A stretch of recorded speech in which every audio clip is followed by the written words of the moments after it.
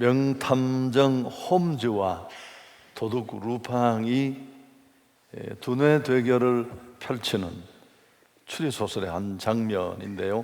언제 한번 얘기를 나누었죠. 물건을 훔치고 도망하던 이 루팡이 잡히지 않으려고 여성으로 변장을 했습니다. 감쪽같이 꾸몄는데도 마침내 이 홈즈에게 들키고 맙니다. 한눈에 변장했다는 것을 이 홈즈가 알아보았습니다. 너무 궁금해서 루팡이 물었습니다. 어떻게 알았느냐고. 홈즈가 대답했습니다. 그건 너무너무 간단했다고. 당신이 백화점 앞을 지나가는데 쇼윈도에 아름다운 여자 옷들이 많이 걸려 있었는데 당신은 거기 눈길 한번 주지 않았어. 그래서 여자가 아니고 남자라는 것을 알아차렸지. 그렇게 얘기를 했다고 합니다. 사도행전의 오늘 도입부라고 할 수 있는 1장의 앞부분을 우리가 살피려고 합니다. 사도행전 1장의 말씀은 우리 그리스도인들이 어디에 관심을 두고 또 무엇에 진정 마음을 두어야 하는지를 보여줍니다. 간단하게 말하면 우리 기독인이 정말 마음을 두고 관심을 두어야 할 곳은 하나님 나라입니다. 십자가에 죽으시고 부활하신 우리 예수님은 승천하시기까지 40일 동안 머무셨습니다. 제자들과 만나서 많은 여러 가지 대화를 나누셨을 텐데요. 그때 제자들과 나누었던 대화의 핵심 주제가 무엇이었을까요? 하나님 나라였습니다. 3절을 우리가 함께 읽을까요? 그가 고난받으신 후에 또한 그들에게 확실한 많은 증거로 친히 살아계심을 나타내사 40일 동안 그들에게 보이시며 하나님 나라의 일을 말씀하시니라. 사도행전은 예수님의 부활과 승천, 그리고 그 이후에 30년, 최초 30년 동안의 기독교의 역사를 담고 있습니다. 예수 그리스도의 지상 사역을 다룬 이른바 사복음서와는 연장선상에 있는 책입니다. 직접적으로 누가복음과 또 사도행전을 기록했다고 우리가 알고 있는데 이 사도행전은 누가복음의 속편이라고 할 수 있습니다. 사도행전 전체에 녹아있는 예수님의 관심, 하나님 나라였습니다. 그리고 지금까지 예수님이 가르친 가르침과 설교의 주제도 역시 하나님 나라였습니다. 이런 중심을 따라 사도행전도 오늘 이 하나님 나라를 선포하는 것으로 시작을 해서 또 28장의 마감도 역시 하나님 나라의 언급으로 끝을 맺습니다. 예수님의 가르침과 설교의 일관된 주제가 하나님 나라입니다. 십자가 지시기 전이나 또 십자가 지시고 부활하신 후에나 꼭 같은 주제, 하나님의 나라의 일을 가르치고 선포하셨습니다. 성경도 다르지 않습니다. 창세기부터 요한계시록까지의 모든 관심은 하나님 나라입니다. 성경은 그 어떤 것에도 관심을 두지 않습니다. 나의 관심은 어디에 있는가? 내 건강, 또 어려운 사업, 아이들 키우는 문제, 물론 우리는 숨이 끊어질 때까지 이 문제를 벗어날 수 없을 것입니다. 그러나 우리의 관심이 여기에만 머물러 있어서는 안 될 것입니다.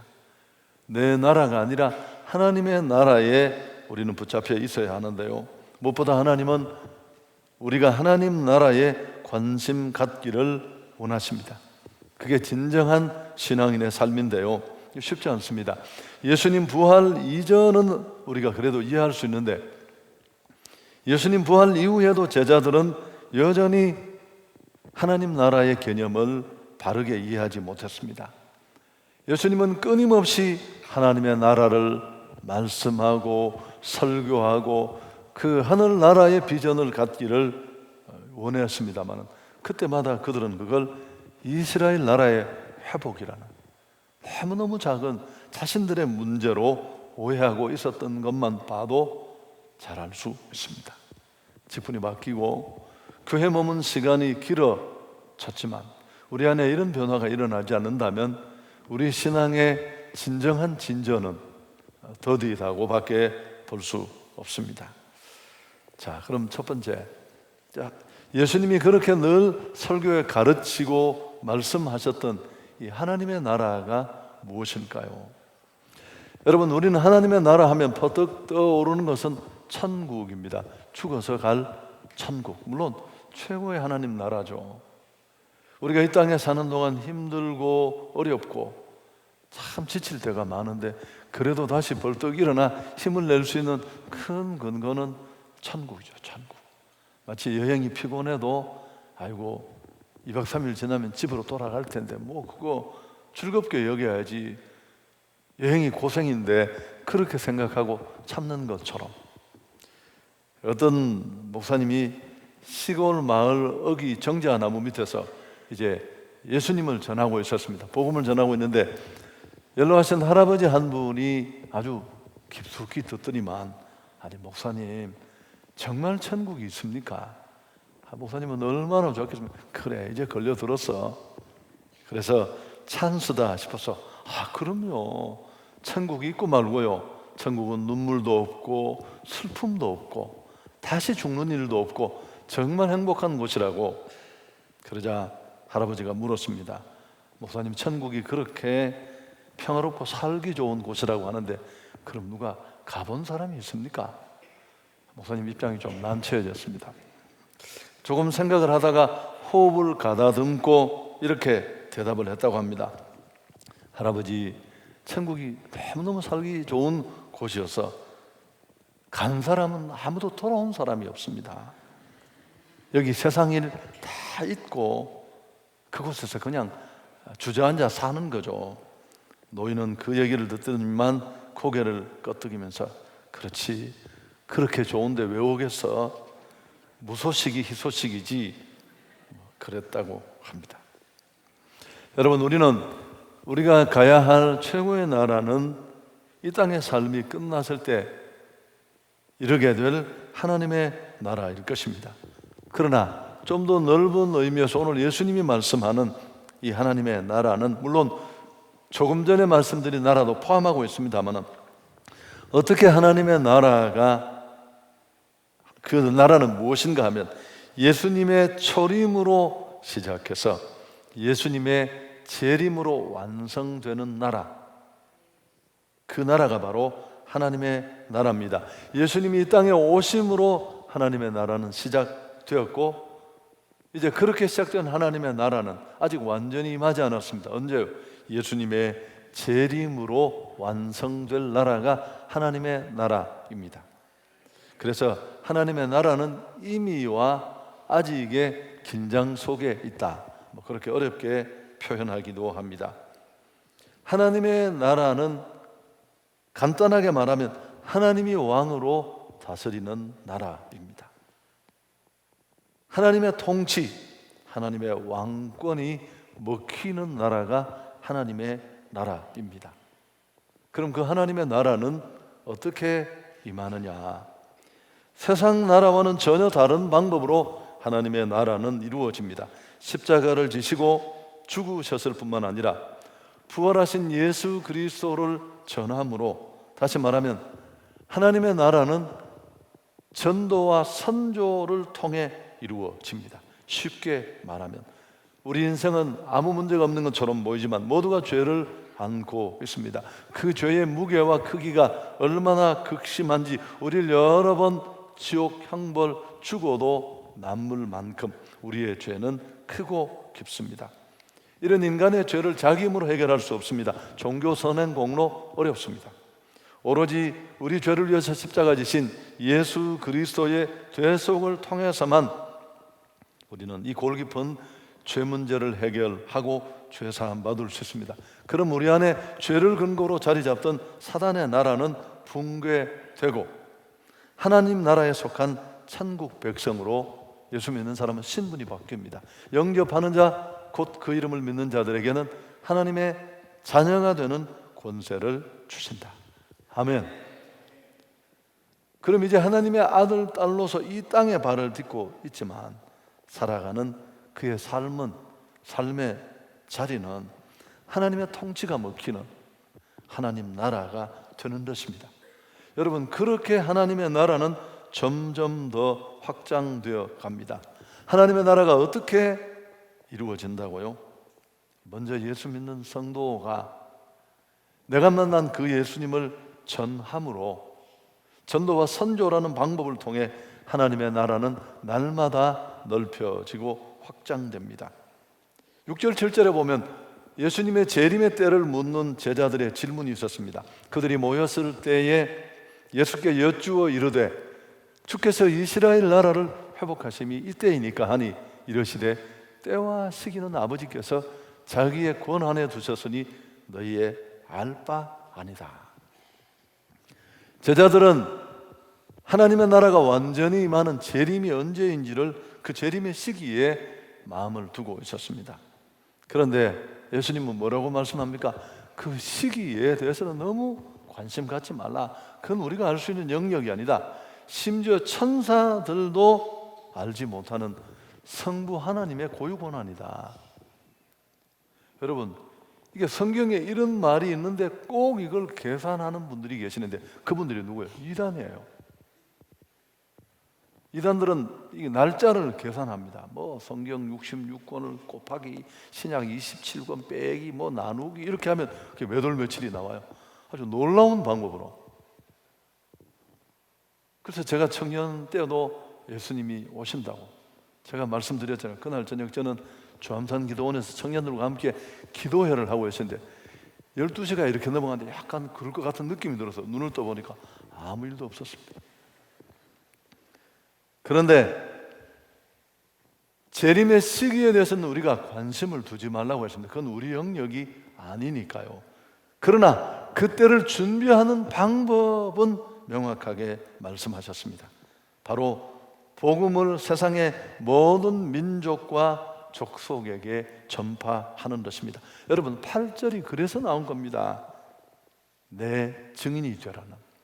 그래서 하나님의 나라가 확실하게 임하는 재림이 언제인지 거기에 관심을 둘 것이 아니라 그건 우리가 알 수 있는 영역이 아니라니까요. 누가 배 깔고 성경 장수 세고 예언 받아서 정할 수 있는 게 아니라 성경은 못 박아 두었잖아. 이런 부분에 흔들리지 않기를 바라요.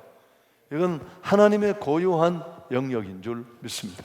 그러나 우리는 이 주님의 재림, 하나님의 나라가 완성되는 일을 위해서 우리가 어떻게 해야 할 것인가가 나와 있습니다.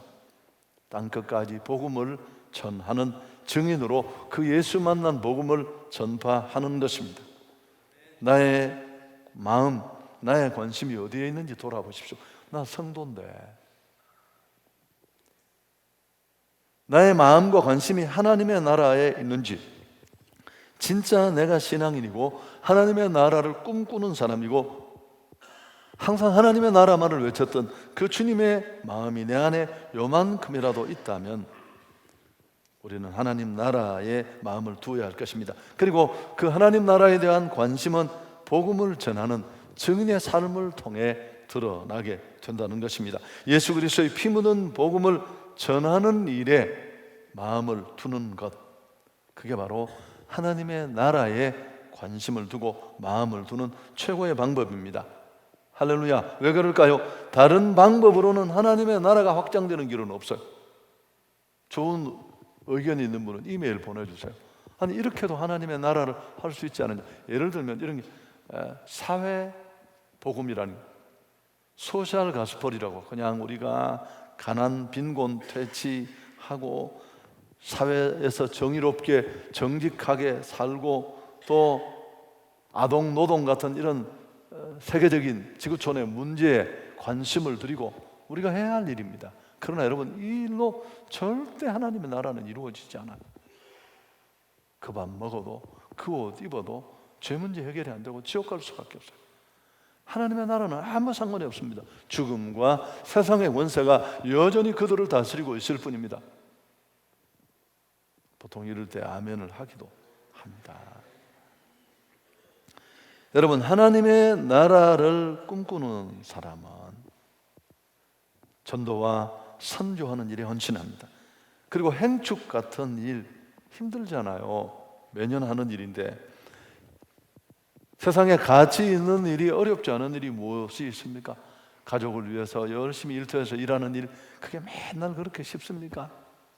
여러분, 얼마나 어렵고 상사의 꾸지람, 또 내가 냈던 기획안이 처참하게 짓밟혀서 무시당하는 모욕감, 때로는 관계 속에 오는 정말 상상할 수 없는 그런 모멸감, 이런 것들을 견디면서 다 넘어가잖아요. 모든 일이 그렇습니다. 그래서 예수를 전함으로 하나님의 나라를 확장시키는 이 구조를 우리는 알고 있습니다. 하나님의 나라를 그래서 꿈꾸는 사람은 힘들었지만 지금까지 부족했더라도 교회가 복음 전도의 말을 할 때 이번이 기회구나, 그래 내가 너무 내 나라에 휩쓸려 있어서 하고 소매를 걷어붙이고 나서야 할 것입니다.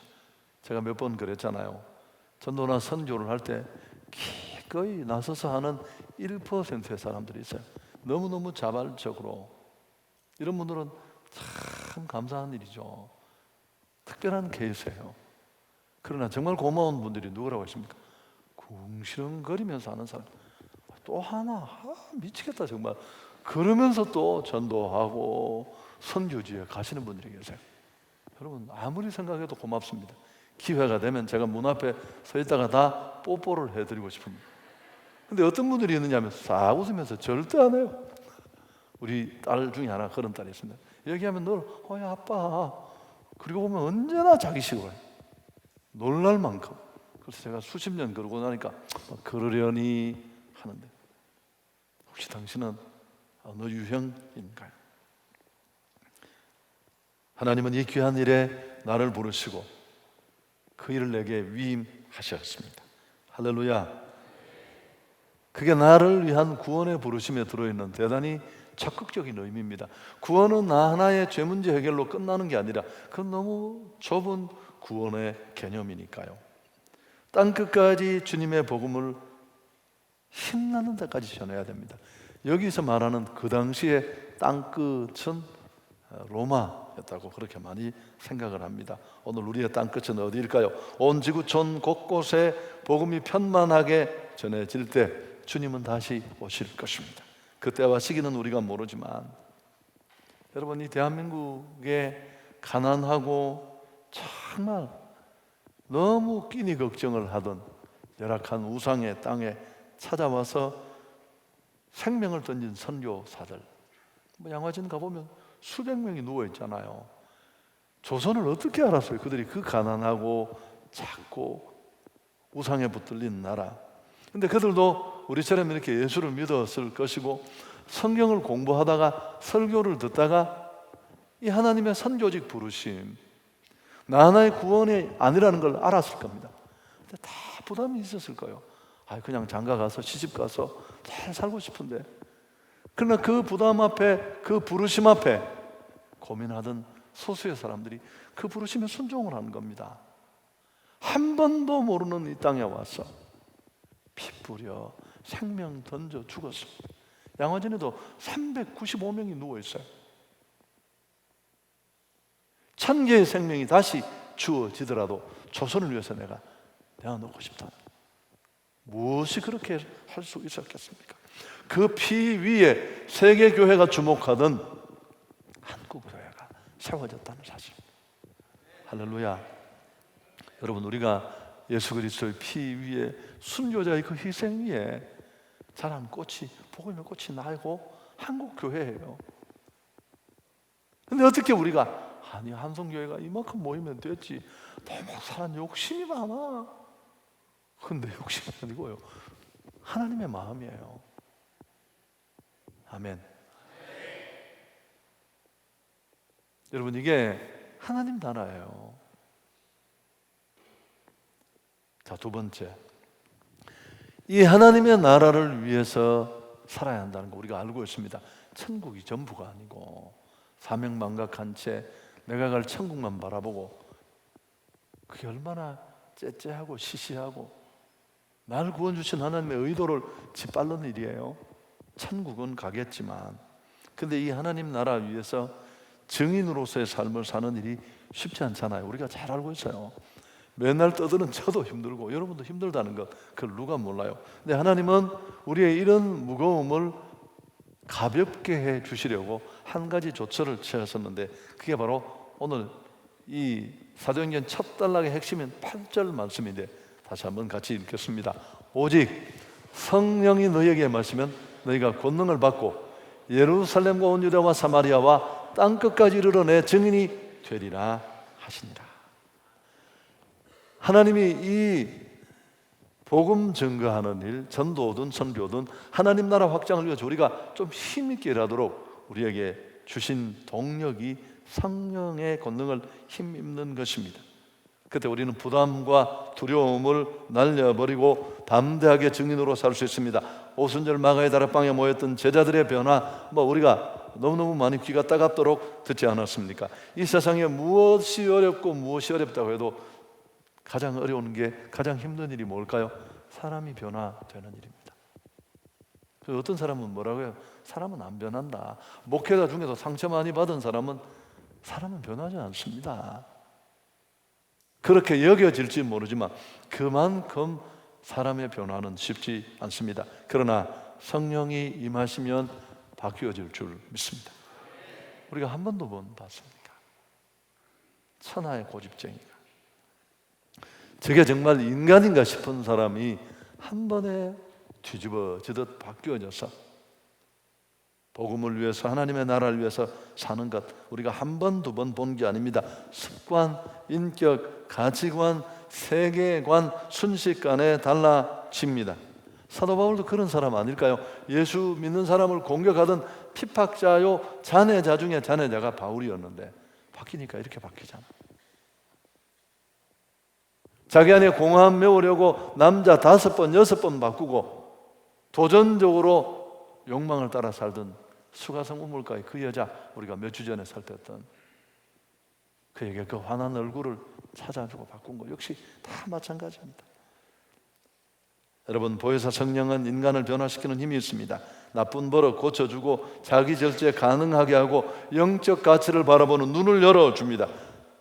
매번 불통하던 사람을 화평한 사람 되게 하고 자기 자랑 뿌리고 내 나라에만 관심 있던 인간의 인생을 뒤집어 엎어 하나님 나라를 전하는 불가능한 복음 전도자로 새롭게 할 줄 믿습니다.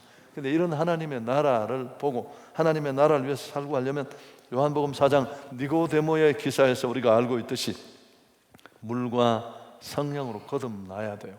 하나님 나라를 보면 자기 나라는 그날로 끝장이 나는데 지난번에 얘기했잖아요. 100원짜리 할아버지가 손주 이쁘다고 맨날 바꿔서 돈 주면 하나씩 던져주면 좋아하다가 1000원짜리 주면 안 받는다고 막 다시 울고 해서 조금 있다가 1000원짜리를 알고 나면 100원짜리 쳐다보지도 않아요. 할아버지 안면 몰수입니다. 우리가 지금도 이 100원짜리 코를 받고 눈을 못 떼는 이유는 1000원짜리를 못 본 거예요. 그런데 성경이 뭐라고 말합니까? 오늘 8절에 제일 앞에 나오는 게 오직이에요. 오직 성령이 너희에게 임하시면 필수 요소예요. 필수 요소. 여러분, 구원은 물 세례로도 가능하지만 선교적 사명을 감당하는 진정한 하나님 나라 일꾼으로 우리를 만드는 데는 성령의 세례가 필요해요. 아멘. 성령 받지 못한 사람은 순종하지 못합니다. 누가복음적 그리스도인과 사도행전적 그리스도인으로 많이 나누잖아요. 누가도 누가가 기록했고 사도행전도 누가가 기록했지만 누가복음의 그리스도인들은 구원을 고백하고 예수를 알고 그렇습니다.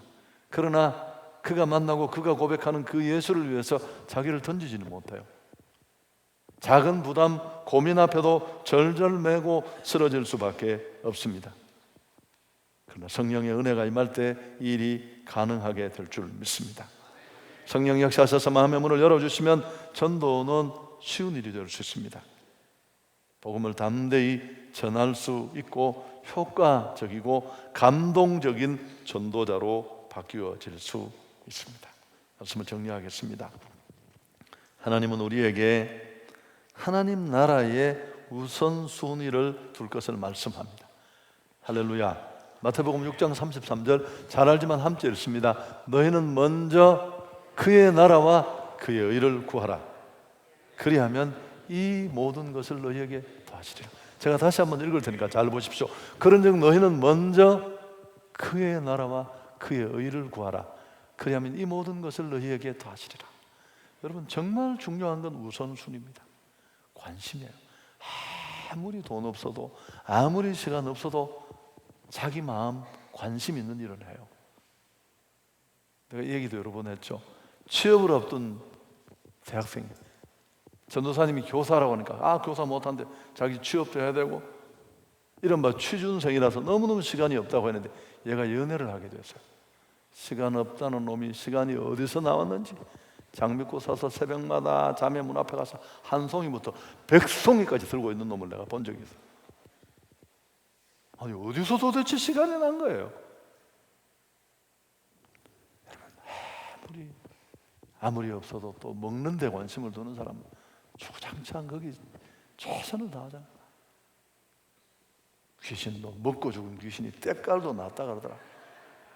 또 다른 건 다 못해도 자기 관심 있는 이렇게 의상이나 이런 부분에 또 패션에 또 인생을 거는 분도 계셔. 저는 그런 걸 비난하자는 게 아니고 우리 다 그런 모습이 조금씩 있지만 이제 정말 하나님의 나라가 내 안에 자리 잡고 있다면 우리는 먼저 그의 나라와 그의 의를 구해야 할 줄 믿습니다.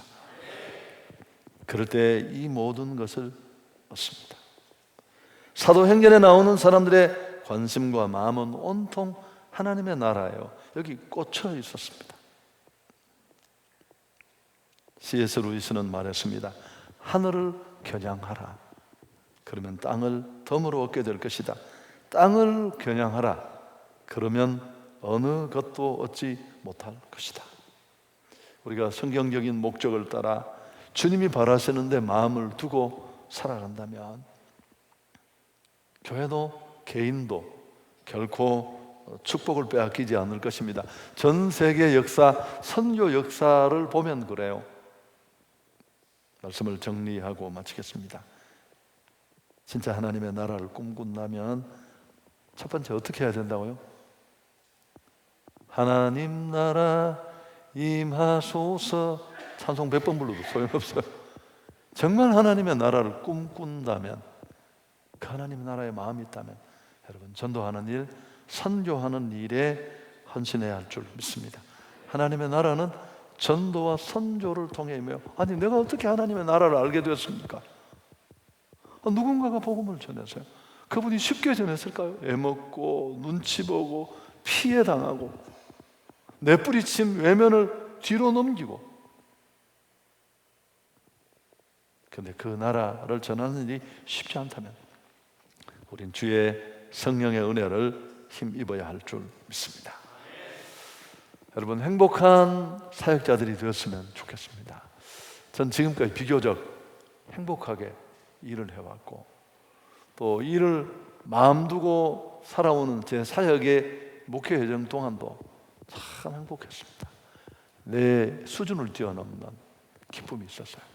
돌아보면 내 자원이나 스펙으로는 만들 수 없는 일들이, 그저 하나님의 나라를 위해서 크게 헌신하지도 못하는데 이렇게 떠들기만 떠들고 흉내만 내는데도 하나님은 상상할 수 없는 은혜를 주셨습니다. 하나님의 나라를 위해서 달려가는 행축도 기쁨으로 감당하는, 또 동계 선교도 기회가 주어지면 팍팍 나서는 우리 성도들이 많아지기를 축복합니다.